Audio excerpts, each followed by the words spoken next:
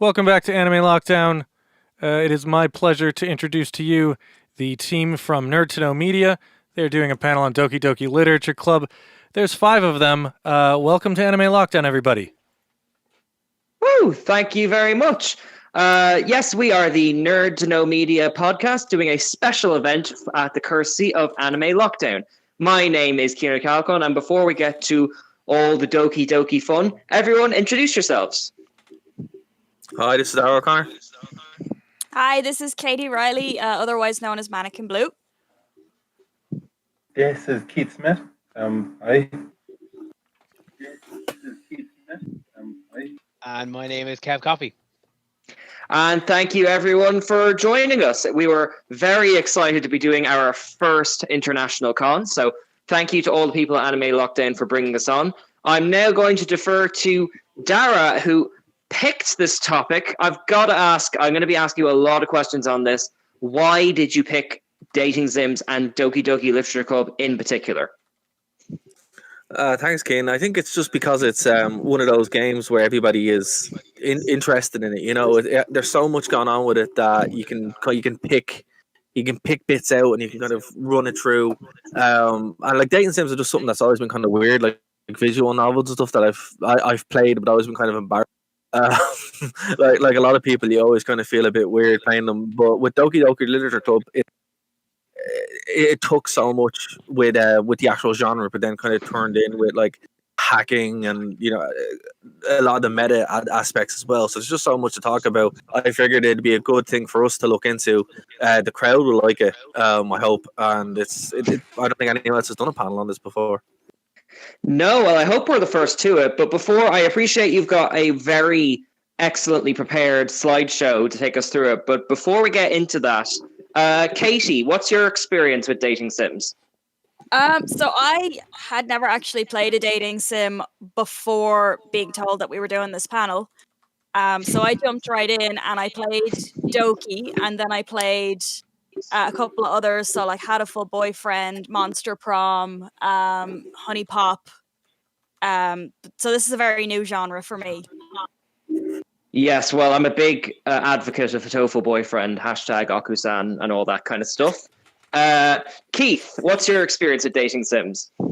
I used to have a friend we'd used to get real drunk, and he'd show me like the Mimi ones. So he'd show me like coming out on top, and then loads of really inappropriate stuff on Newgrounds, and stuff like that. And then I got into like Steins Gate, and Persona had a bit of the visual novel dating sim stuff, and then I just kind of got into it. Okay, well, you've mentioned the magic word persona, which passes me straight over to Kev. What's your experience?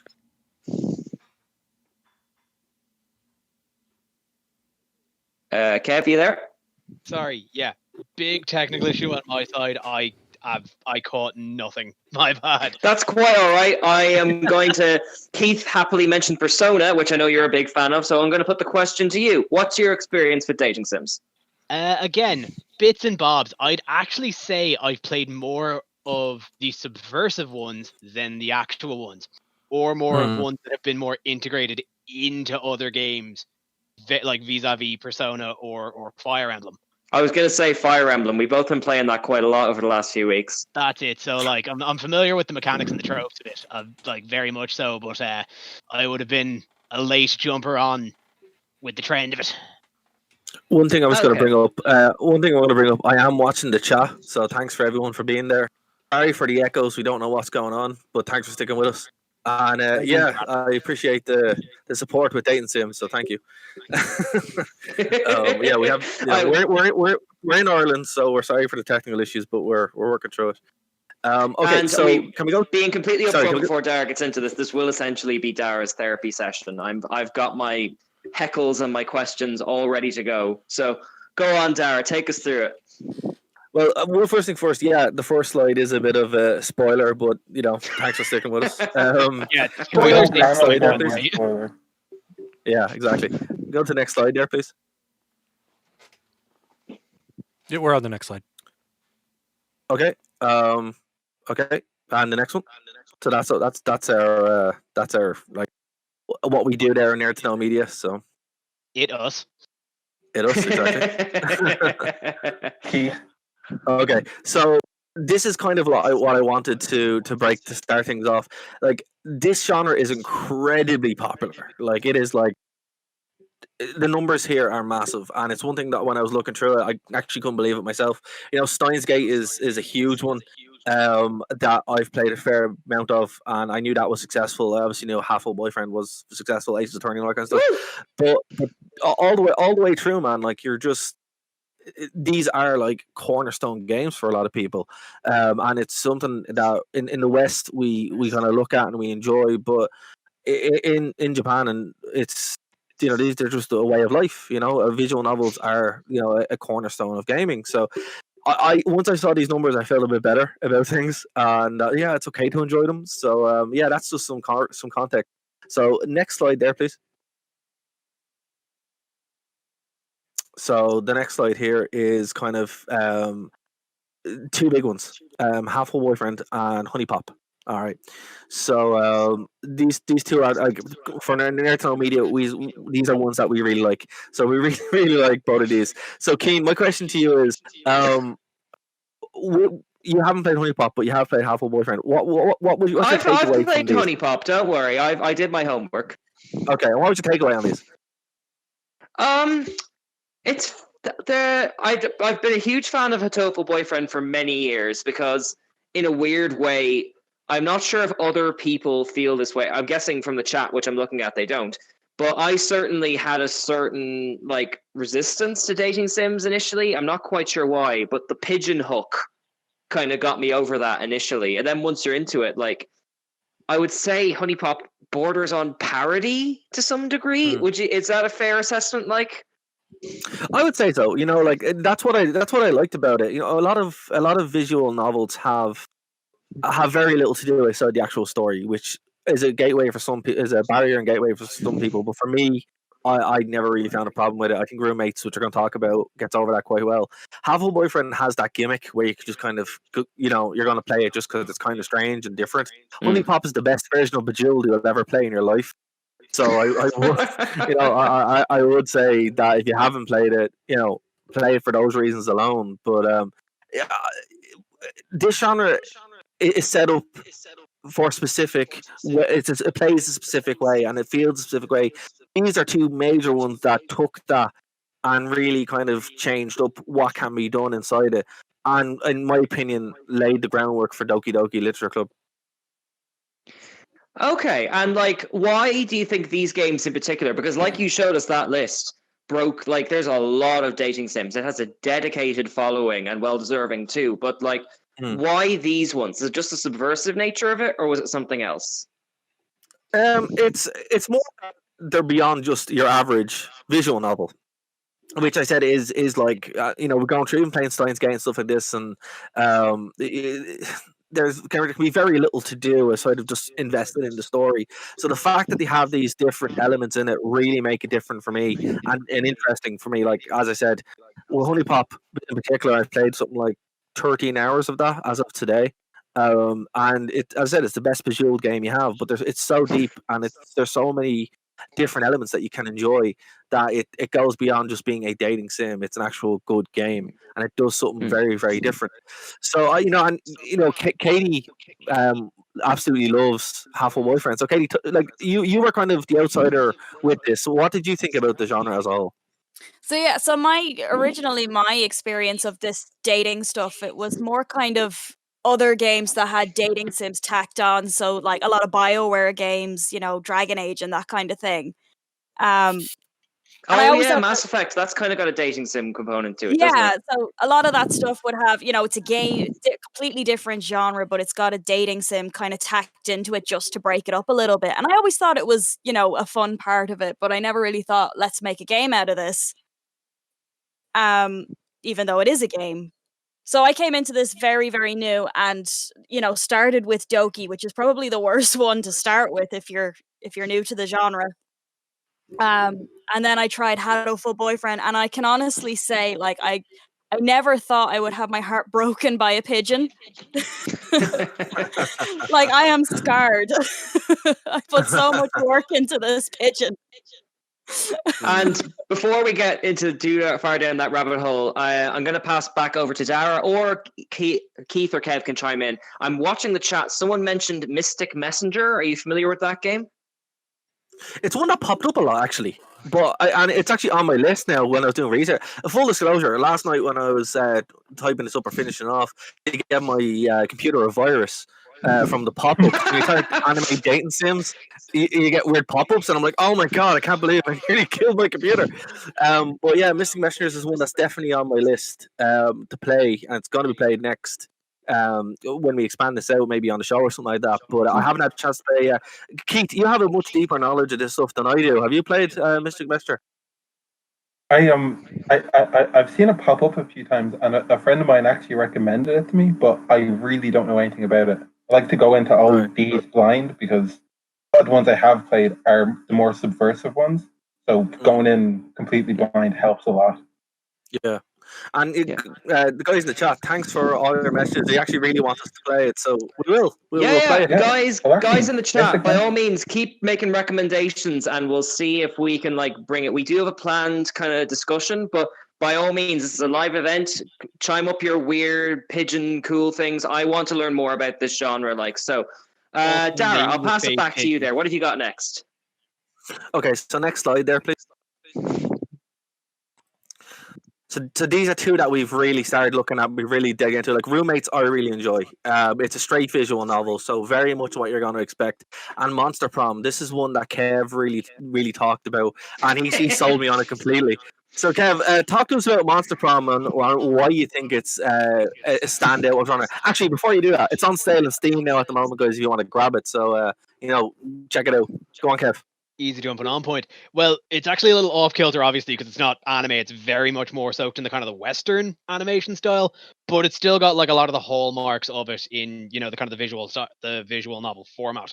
What really grabbed it for me, for a start, the comedy. It's absolutely just turned up to 111 in the comedy. It's raunchy, it's gory, it's dumb. I love it. It's hilarious. But then on top of that, it's got all of this kind of over the top humor, but it's also incredibly inclusive, which is something you don't see in a lot of these sort of visual novel datings. Play as multiple genders. When you're starting it off, you get to choose your pronoun. It's all these kind of little things that just make it really inclusive to everyone that can play. I just thought that was really charming. And on top of that, it's really short form. It's one that you're meant to run through. It takes an hour to go through. You play it 3 times in an evening, and you just have a good time. And it's incredibly charming, much in the way of a lot of these kind of visual novel dating sims. All of the characters, the ones you can date and then the NPCs you can't, they're all just incredibly lovable characters. And that's what...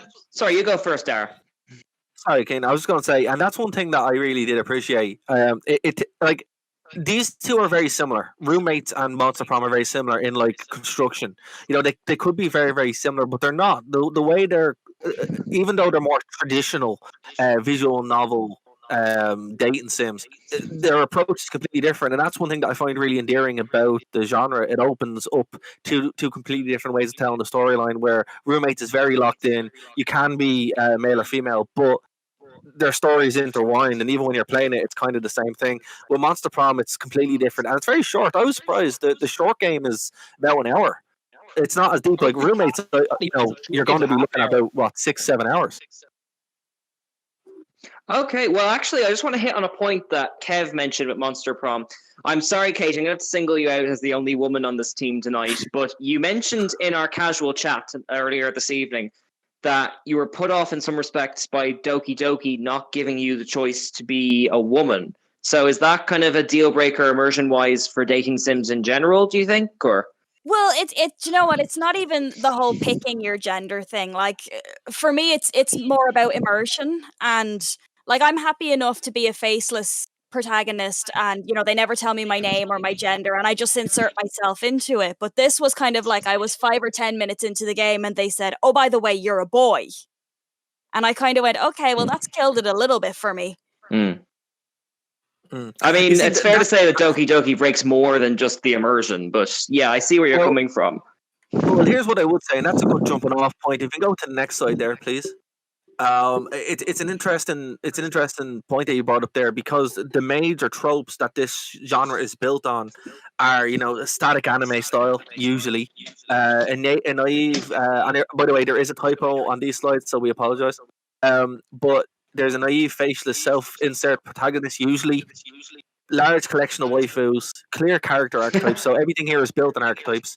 And there's lots of convenience and happenstance that just kind of happens. You show up and you're like, oh, you can help me solve this, or oh, it's a good thing you're here because now we need to go and do this, right? And it's that they're kind of like the trope. So I think with Doki Doki Literature Club, this is where it started changing from the very beginning. It's like, no, listen, you're not a nameless faces protagonist. It's you. You're involved with it, and you're kind of told that, look, you're not going to be able to pick. This is you right there. And what happens later on, it's subtly hinted throughout the game. And then when the game actually breaks, like, by the way, full spoilers, 100%, we're going to smash this game to bits. But when it starts going into, it's craziness. Go so far as, Katie, if you had your name on your computer, Katie, it would start talking to you. Oh, hi, Katie. That's what you'd be referred to as. Yeah, this is a game that builds up every stereotype the genre has defined, just completely one-dimensionally, just so that people, it's kind of built for people that know the genre, so that they can just be like, okay, I get this. This is as bog standard as it gets, and then that's when it kind of hits you over the head with the baseball bat. About 3 hours. Well, actually, Kev, you've hit upon a really good point there. As far as the characters you meet in dating sims, what would you consider to be the tropes or stereotypes? I know we've got a list up on the screen, but just in terms of characters, it is kind of what's listed there. It's very much kind of these are all tropes and archetypes that are really they're seen not even in the visual novels, but just kind of in anime in general. There are archetypes that a lot of character writers fall back on to kind of build characters on, or some just don't, and they just use the archetypes, and that happens. But so yeah, you'd expect, as I said, so very in this sort of one where it's standard boy has harem a girls thing. You have you're very kind of naive young boy, doesn't know what he's getting into, and happenstance falls him into a group of girls. Then each of the girls, just to kind of distinguish them all, have the very kind of clear archetypes. You've got the shy one, you've got the really kind of standoffish one, you've got the really bubbly one. So these, again, very clear archetypes just to differentiate them. And then up on top of that, very clear visual signifiers in the designs. That's it. It's every single game. Every single kind of game that follows this format has specific tropes. And when it comes down to, as Kev said, there's the different kind of girls, particularly when we get into the game, you can kind of see that they're subtly changing them.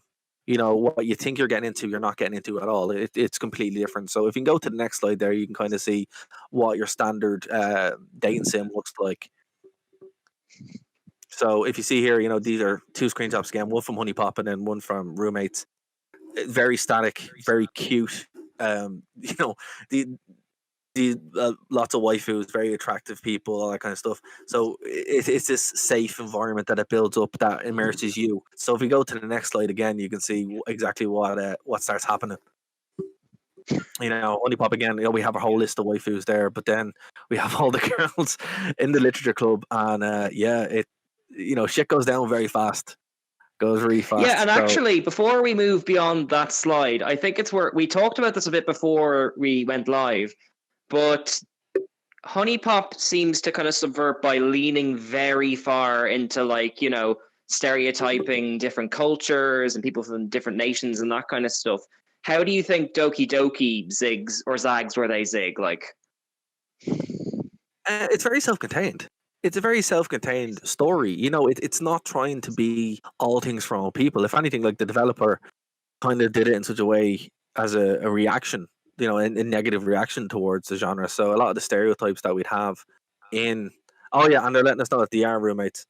Yeah, well, fair enough. We'll give it that. So there's another thing that it ties into, you know.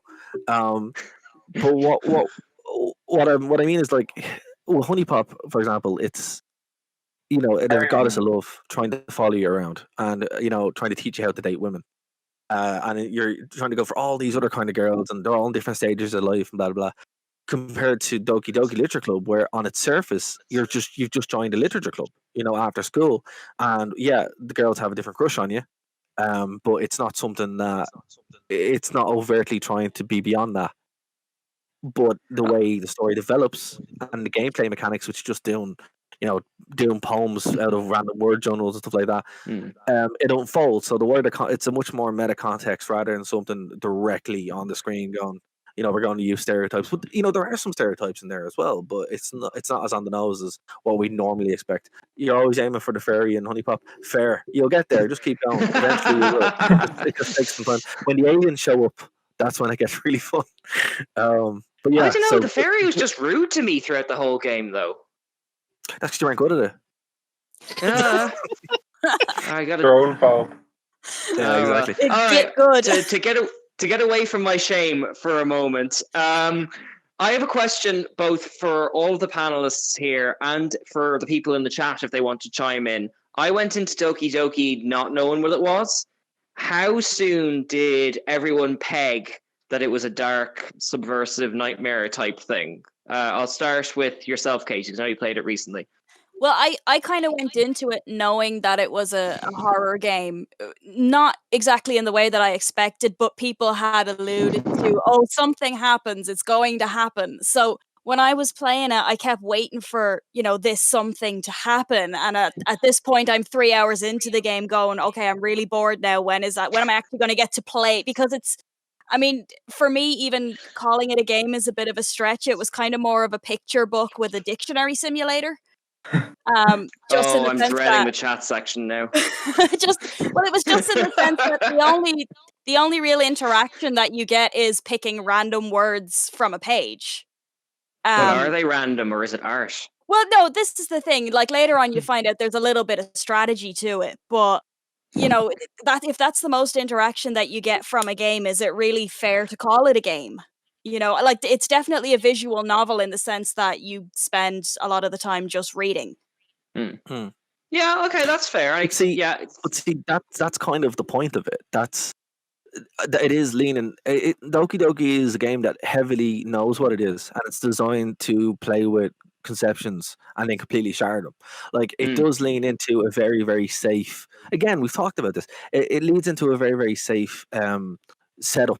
Where you have this kind of it's fun. It's a visual novel. There's not much to do. It's more about that what it's creating, where you're just going to a literature club and with a dictionary simulator. And then it takes the hard turn. Like if you go to the next slide there, we can see the actual plot of it. You're a member of the club along with 4 girls. In each chapter, you create a poem around 20 words selected by the player, and then you compare it to previous poems. Right? You're introduced to the 4 the 4 girls, and they're each different, these archetypes. But there's still some darkness in there, and the main darkness is with Sayori, where she's your childhood friend, and she's the one that brings you in. But it's there's a lot of undercooked things there. Like you're not exactly sure what's going on. Yuri was one who I always kind of liked myself, and then there's Monica, of course, just Monica. And she kind of when it unfolds and it gets really dark, you kind of understand why things kind of seem off. But I think everything that's done in this game is very deliberate. It's extremely well set out, and it's all to kind of lull you into when that big twist happens and when the game starts going mad.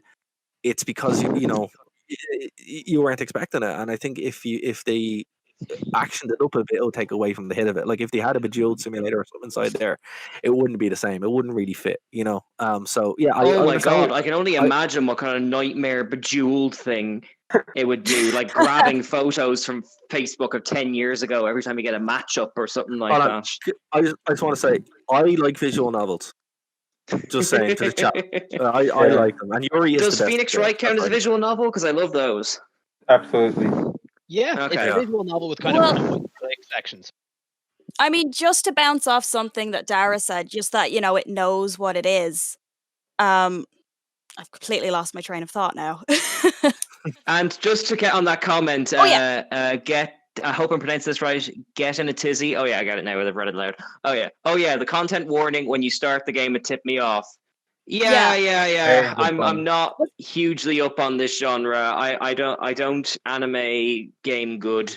Sorry Well- about that. Well, see now, and this actually what I was getting to is that, you know, the whole fact that you go into it even with the warning telling you, you know, this game isn't for, you know, the faint of heart or anything like that, and going into it knowing that something is going to happen, then that I was actually looking for things, and so everything that was kind of that should have been a hint, it was kind of like, okay, I know where this is going now.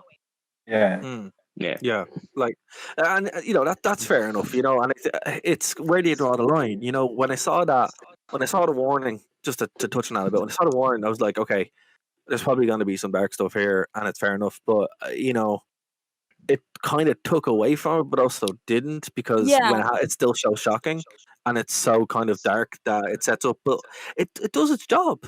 You know, that's what it's supposed to do. It's supposed to mess with you and leave that impact. Yeah. And look, if it didn't do its job, it would just be one of the normal visual novels that's on Steam that we wouldn't be talking about.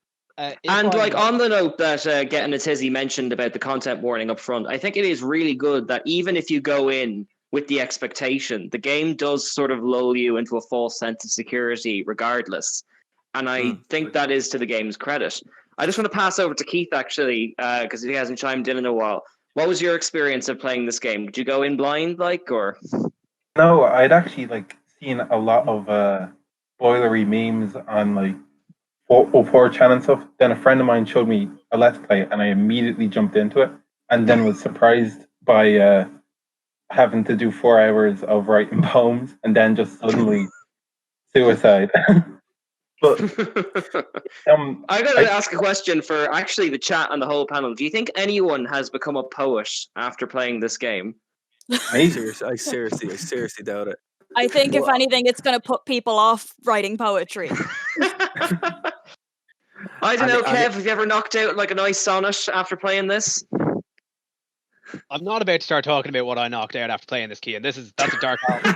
Good lord. No, I can honestly to call like let's all get real here for a sec. To call it a poem writing simulator is a stretch. I'd call it that before I call it a dating simulator. No, I mean just the poem sections. Yeah. Okay. And on that note, if we can go to the next slide real quick and then to the next slide after that. So we're going to get more spoilers on this. So the next slide is going to show the actual like suicide itself, and then what just kind of happens with the game where it just starts to break, and then we'll just go into the twist. So after we see that, we go to the twist, and it's, you know, after, it said 4 hours of literally nothing, and then right into hard suicide. You know, we have Sayori's just hanging there, and it's very severe. You know, it's like, oh my god, this is horrible. And the way they set it up, where you know you break her heart and she just can't handle it. You know, it's horrible. The game then reboots itself. So this is one thing that starts happening around this point. Your normal visual novel is it breaks into real life. You know, the game literally shuts down fully, and then when it boots back up, the actual beginning of the game is glitched. You know, Yuri and Nakasuke are still there, but there's a bunch of different random images that happen as you're trying to romance the two of them. The story then starts spiraling around. You go to your second playthrough, then Yuri stabs herself to death, basically, and then you're forced to sit with her for basically an entire weekend of the game. That was really unsettling. Yeah, it was very, very creepy. And then what happens is the game actually starts rewriting the code of the game, so the game starts to break and redo itself as you're playing, and then you end up in a void. So we're going to go through some of like the how this is done now on the next slide. So before we talk about it, like this is why I think this is really, really interesting. So in the next slide there, you can see when the game actually freezes and hacks itself, you get an exception error. And then when you go to the actual code of the game, you can see this here.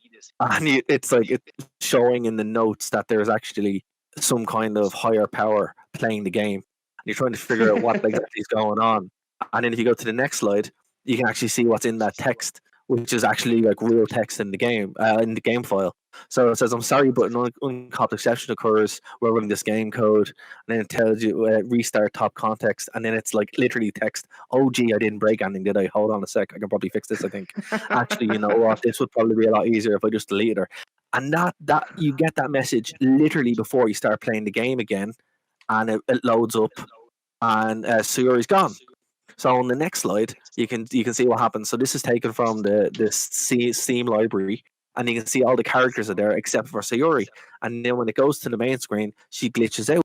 So this is crazy. This is whole next level kind of thing that's completely outside the game. So this is what I really like about Doki Doki Literature Club. It subverts everything down to the actual game file.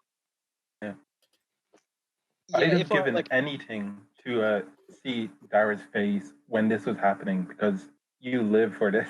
Like, you absolutely live Oh for man, going into files and, like, you know, doing slightly illicit stuff with public Wi-Fi. But look, this is the most perfect Dara game ever.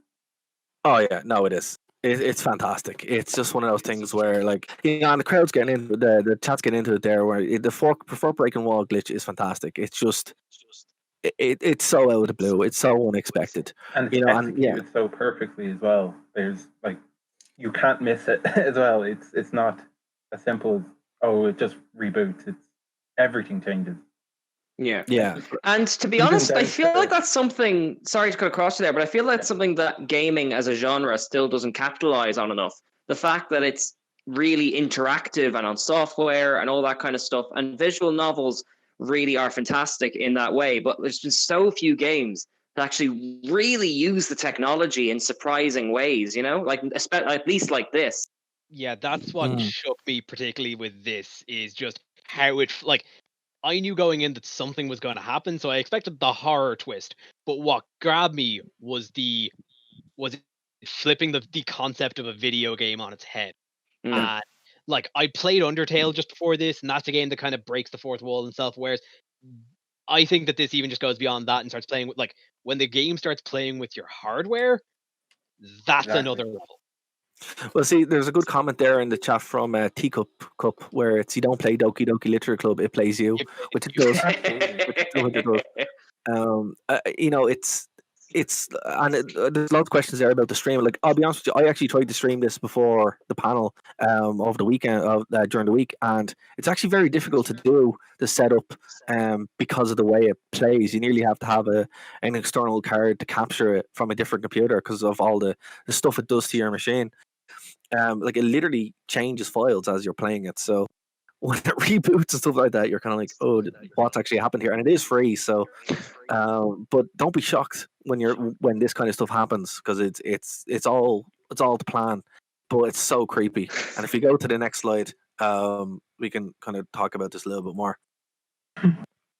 This is when we start kind of getting into the end game, Yeah, where so the veil is fully lifted, and it turns out there's been someone behind the whole thing. exactly, the whole time, and then we go to the next slide and we start seeing that it was Monica all along, just Monica. She was leading us all through this this dark journey, you know. And I have to say, when we get to the end game of this broken dimensionless world where Monica is sitting there and just staring at you, and if you're actually playing this if you manage to get this on a streaming platform, she actually talks to you. She's like, "Hello, everybody." You know, it's so weird. It's so weird. And Yeah, the game goes through your Steam details, gets your actual name. Well, yeah, we'll find out if you're streaming on Twitch. That was the bit that made me jump. Yeah. So, like, as I said, you know, if Katie played through, the immersion of her being a boy would be smashed because she'd be talking directly to her. And here's the thing: Monica actually is in love with you, not the character, you, the person playing the game, and it's so spooky and so weird. So, as you can see in the slide here, the veil is lifted and revealed that Monica has become self-aware and wants you to play her, not your avatar. After a lengthy one-on-one subtle hints, you discover the only way to escape is to literally delete Monica from the character directory. The game then crashes, reveals all her deepest thoughts. On a third playthrough, Monica without Monica, And then it's revealed that Sayuri, now the club president, gains the same self-awareness, but this time is thwarted by the remains of Monica, who deletes the entire game, leaving you with only one final poem. So basically, the whole game just deletes itself.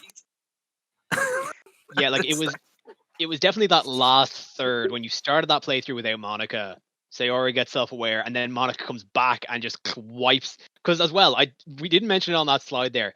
The game deletes itself after you finish it. Monica Monica, quote unquote, wipes the game from your laptop at the end of it, and you have to reinstall it, which again plays with just the hardware of the video game. But like it was that third that really just narrative was like, oh, this has just been one strong narrative. Like that third playthrough was a final act, and like it's been a story of you, the player, and Monica the whole time. You are a character, basically. Fascinating. Do you think it's like supposed to play on the fact that when you play a dating sim, you are the only real person interacting with fictional characters, and you kind of have all the power to decide things and all that kind of stuff? Do you think it's meant to kind of attack that comfort zone? Like absolutely, because when you're playing a dating sim, you, for the most part, are given this avatar that really doesn't have any characters. It's very self-insert. So yeah, no, like it's absolutely playing on that and having one of those characters then speak to you directly through the screen. It's absolutely meant to play on that, whether or not be that be for fear or for comfort, even. Yeah. Yeah. You know, I'm just seeing here on the chat. Before you jump in, I'm seeing on the chat that some people are going to download this from listening to this panel. Guys, I'm sorry. Yeah. You can find us on Facebook, but we're not paying for the therapy. No, they're not even that. It's prepare for 4 hours of literally nothing, and then you're in for something. What I'd say is download it. It's free. Pick up roommates. Pick up Monster Prom first, play it, and like kind of know what you're getting yourself into, and you'll enjoy the experience a lot more having some context before jumping right into Doki Doki Literature Club. Like you'll love it anyway, but definitely pick up Monster Prom maybe because it's the cheapest one actually. Now it's a couple Monster of Prom, euros. €7 in Ireland at least. I don't know about the US. Yeah. So Hatofu boyfriend dates some fine pigeons. Sexy pigeons. Sexy pigeons. Don't make the mistake Katie made and lose that professor. Yeah, exactly. He's gonna Go wait for for me. Akasan. Ian. He's gonna wait for me.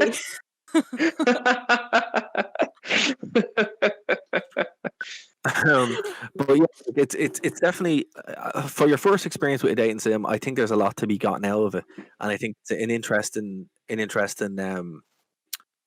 experience either way. But to really kind of get immersed into it, like have one or two as points of references. But sorry, Keith, you're going to jump in there. Oh, I was just going to talk about like how typically dating sim or a visual novel is just pure power fantasy. Like even your dialogue options are just the most ridiculous thing. You're essentially just saying to the girl what you want them to hear, and then for the game to just like I was playing as Rude Dude was my name, and then just suddenly Keith appears on screen. I'm like, oh fuck! So it's no longer you're playing the character. This isn't, it's like arguably every game's a role playing game because you're playing a role. But this game's going, no, it's you. I'm after you. Yeah, and that's the hardest trope that it kind of turns at the last point. It's like it takes away that power fantasy. It strips everything down where it's like, okay, the game is now against me. It's and everything you've done, there's some kind of repercussions for it. And it's funny because the guy who developed this game hates dating sims. That's what's funny. He I can believe that. Yeah, you can tell. You can tell. And he hates visual novels. It worked on Katie. Yeah, it's true. Like that's the thing, No, I mean, now, in fairness, if I had gone into it with a little bit of experience, the problem was I went into it with with no frame of reference, and I'm a filthy casual, so I prefer to play my games rather than have them just happen while I watch. And like I did think some of the Monica stuff towards the end was very cool. I just didn't think that the 3 hours of nothing was worth it. I think, Katie, you bring up a fair point. It is, as Dara has kind of alluded to, if it's your first dating sim, you might have a bad time. But if you're well plugged into the genre, you should definitely look it up. Maybe do one, date some pigeons first, then go meet Monica. Like, Yeah. Also, Like, just because the chat is lit up in the last few minutes. Are any of you familiar with the game Higurashi? No. No. Or should I say Higurashi When They Cry? Who's throwing Higurashi in there? Someone's trying to. I knew Kev would know what it was. A lot of people. You know Educated. what? No, I'm gonna let people figure that out for themselves. We're not touching that one, are we? Well, it's the full Listen. title is Higurashi When They Cry, so immediately I'm interested. But yeah, no, like I think it's just kind of say like that. I think Katie, it just says like you just kind of don't have a feel for visual novels.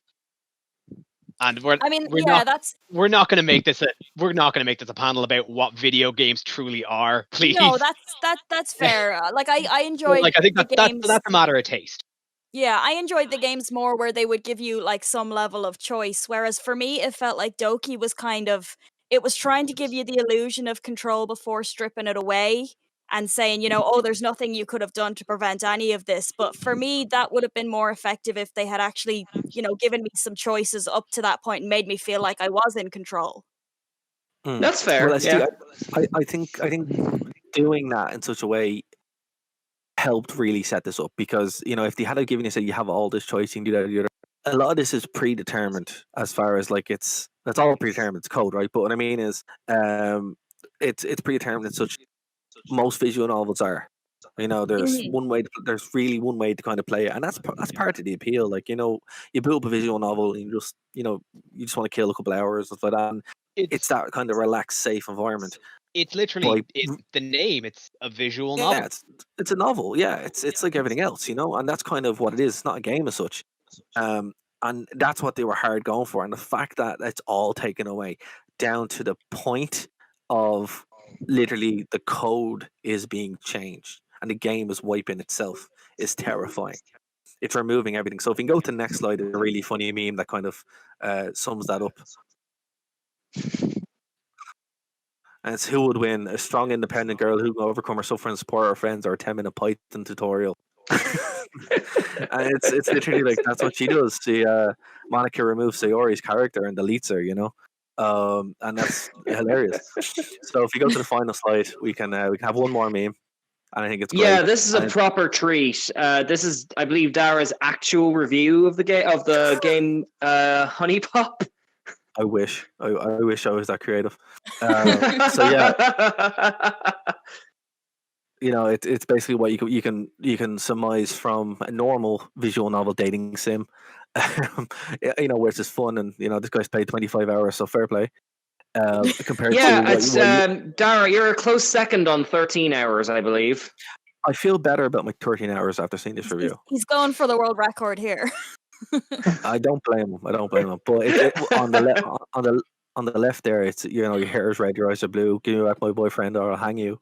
And and it's kind of like that's what you get. On one hand you get power, fantasy, fulfillment, and on the other you get a nightmare. Yeah, it's almost like, what was that game we were talking about? Yandere Simulator, except you're the boyfriend and she's the one doing the killing. Like, Yeah, she's yandering. Well, in fairness, now by the end of that game, everyone bar Natsuki is probably a yandere. Yeah, that's everybody. fair. It all boils down to that. Now, we're kind of on the final furlong. I believe we were given until Q2. Was that right? Let me turn my mic back on. Yeah, you have about 17 more minutes if you want to take questions. Oh. Okay. So, so that was kind of all of our scripted things. Guys, you have any questions for us? I'll give you a minute or two to filter those in. But we'll wrap up and some final thoughts. So, Dara, any more thoughts you have on this game, and are there any dating sims you recommend that you haven't recommended already?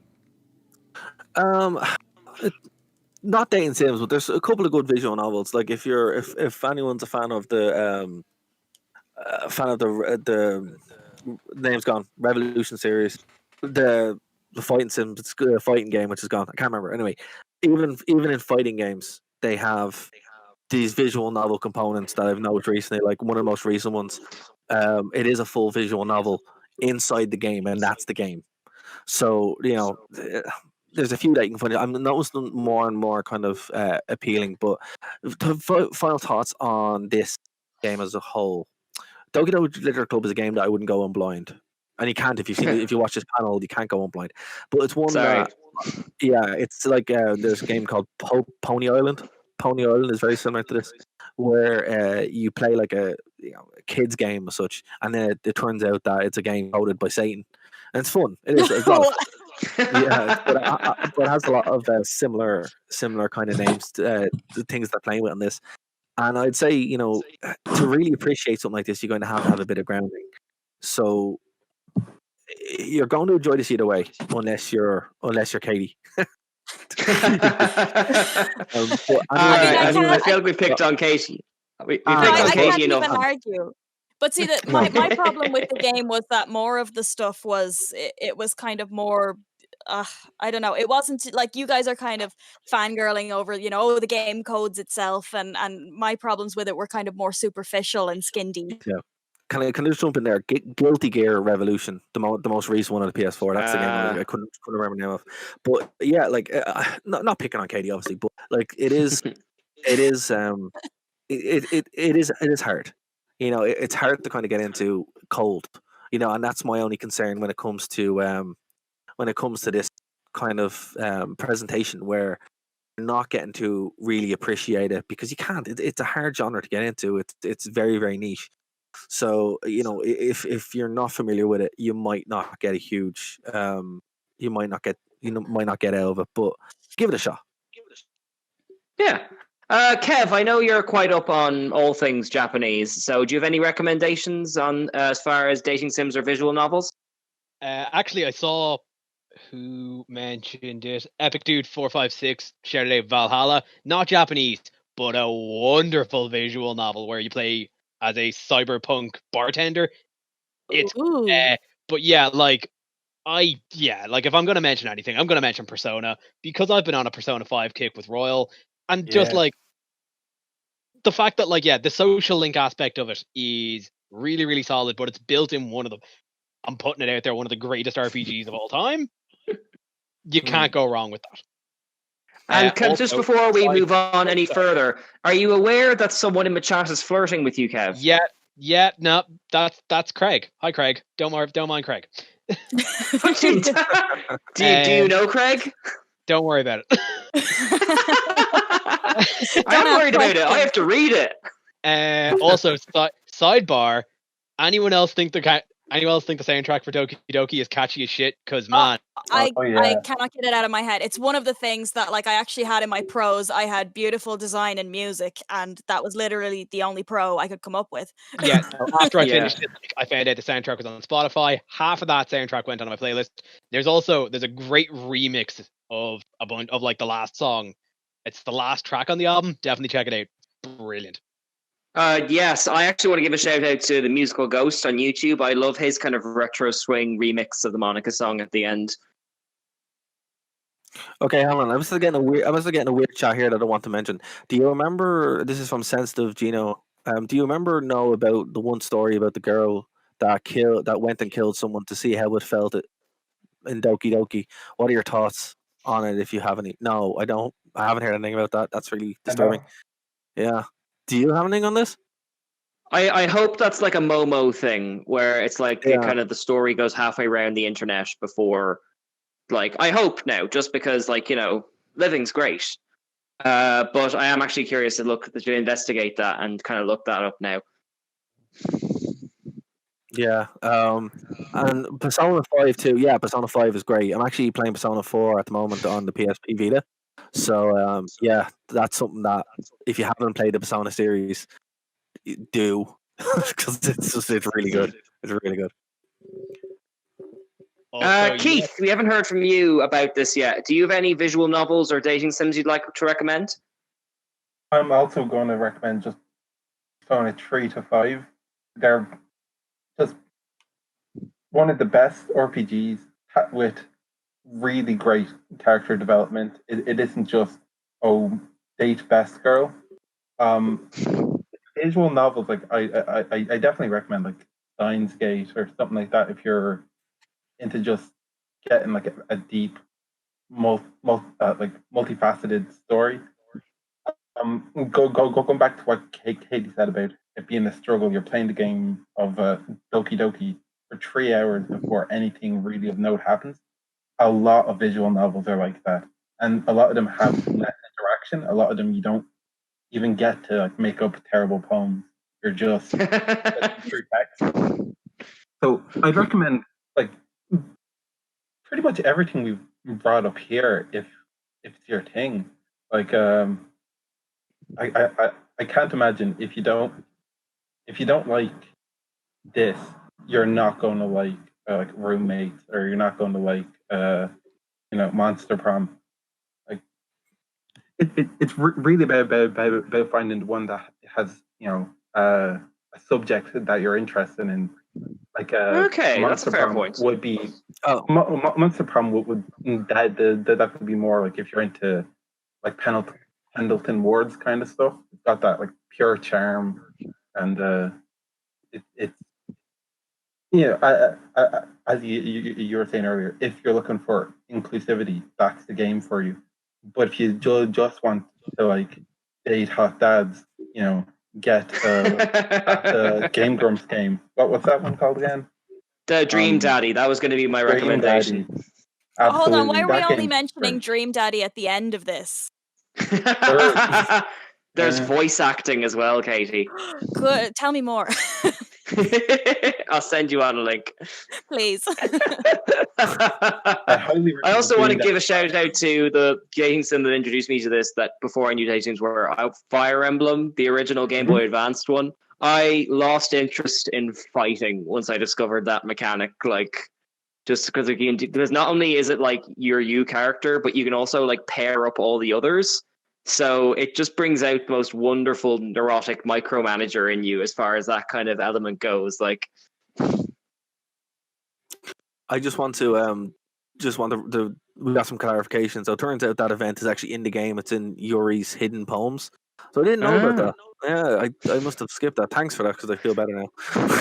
Yeah, Dream Daddy. One of my friends was playing it there, and she had a good time with it. So yeah, I'd say give that a go. Yeah, it's actually, I'll say Dream Daddy's a very good gateway dating sim because it moves very quickly. It has a lovely sense of humor, and you've got plenty of, like, as a visual novel, you've got plenty of choice and autonomy. So, and plus, it's Game Grumps. They know how to make you laugh, and they certainly know how to make me laugh. So I'd say that'd be a nice one to pick up, and it's available on the Switch as well. Like, That's it. Yeah, that's pretty much everything I have. So unless the chat want to throw one more question, I think we're good. well, I've got one more question for each of you. You've all played Doki Doki now. If you were to pick one of the girls to be your girlfriend, waifu, whatever the term is, which one would you go out with then? I don't think you have a choice if Monica's involved, do you? Just Monica.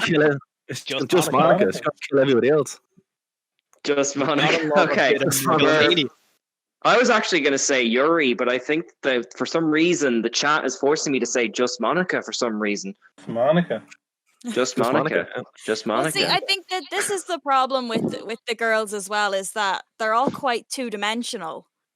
In that, how can you pick one to actually be with other than Monica? You think she purposefully made them less well-rounded as people to kind of stake the game? Like, I don't know, if Monica is a nickname for the game designers, then probably yeah. But I think it's more one of those things, because you go into the game and initially, when it tells you, pick a girl to get you, to get close to, you're picking them based solely on how they look at that point. Yeah. So it's not, you're not picking them for personality. You're picking them for, I mean, when I played it, I was like, okay, I'm going to go for the goth girl with the big boobies, And that was literally the words I used. It had nothing to do with personality. It was, let's go for the one with the biggest boobs at this point. Well, I mean, I want yeah. to direct to the chat. They're recommending a game called Hustle Cats. I'm looking at the artwork and I am into it. Hustle cat. I swear to God, I'm about to Google this. If it isn't a bunch of cats on a street corner, I'm not into it. There's a fair bit of that from the images, yeah.